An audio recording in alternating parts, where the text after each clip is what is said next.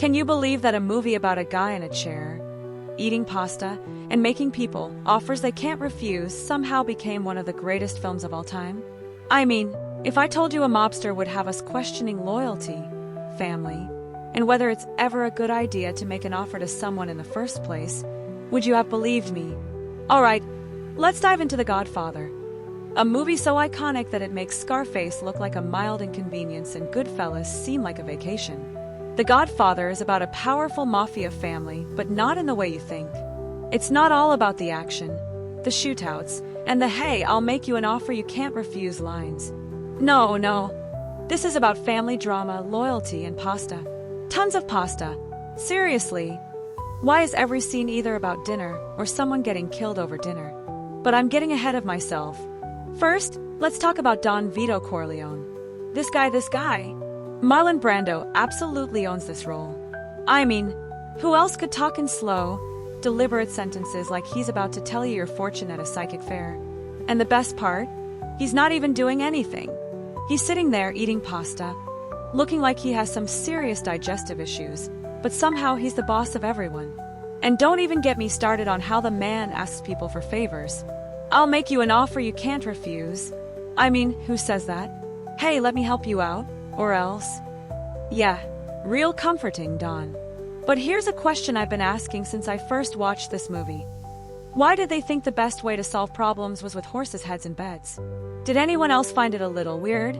This movie is full of deep moral lessons, and yet somehow, the solution to a bad deal was a dead horse in someone's bed.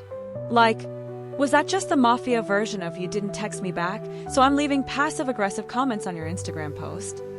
It's just wild, and I want answers.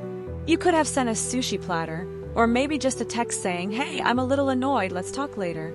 Nope, not in the Godfather world. Instead, you're getting a horse head in your bed like it's the world's most terrifying wake-up call. And then there's Michael Corleone, played by Al Pacino. The guy who goes from "I'm just a college boy, I don't want any part of this mafia nonsense," to becoming the Godfather himself. I get it.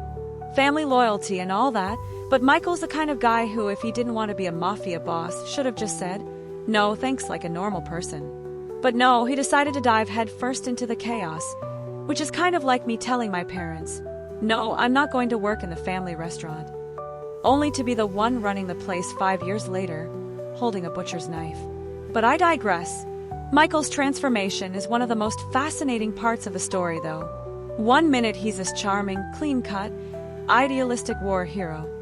The next, he's running a criminal empire and making sure the family is safe in the most dangerous ways possible. And you're sitting there, watching this go down, asking, why did Michael really have to go full mafia? Why couldn't he have just stayed in Sicily and sipped wine under a sun umbrella? Is it really worth it to climb the ranks of a crime syndicate when you could be eating olives and taking naps instead? Someone, please explain this to me. Now, let's talk about the offer. The whole premise of The Godfather is wrapped around this idea of making someone an offer they can't refuse. But honestly, how does this work? If you're offered something you can't refuse, is it really an offer at all? Why not just call it a demand and skip the pleasantries? You know what I would refuse? A mobster with a long speech and a gift of vengeance that he just wants to give me as a favor. The logic behind the offer is absolutely insane. Yet, somehow it works. Everyone is so terrified of what might happen if they refuse that they just roll with it. I need a minute to unpack that. Here's a question I've been dying to ask, though. Why is it that, every time someone's life is on the line, they have to make their peace with Don Vito in a dimly lit room? It's like, did you really need to whisper "I'm sorry" in a poorly lit room while holding someone's hand? Every time someone goes to Don for help, it's like they're signing up for some emotional therapy session that ends in them being buried in the backyard. And don't even get me started on the whole wedding scene at the start of the movie, where everyone is looking for favors.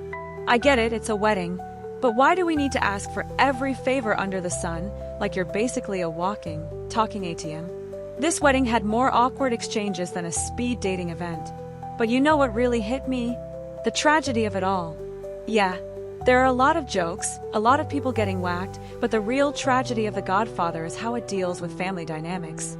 The Corleones are stuck in this endless cycle of betrayal, vengeance, and power. It's like Succession, but with more blood and fewer board meetings. No one ever gets a chance to just live. Michael becomes the person he didn't want to be, and that's the ultimate lesson of the movie. When you're in too deep, there's no going back. It's like trying to escape a bad family gathering that just keeps dragging you back for more guilt trips.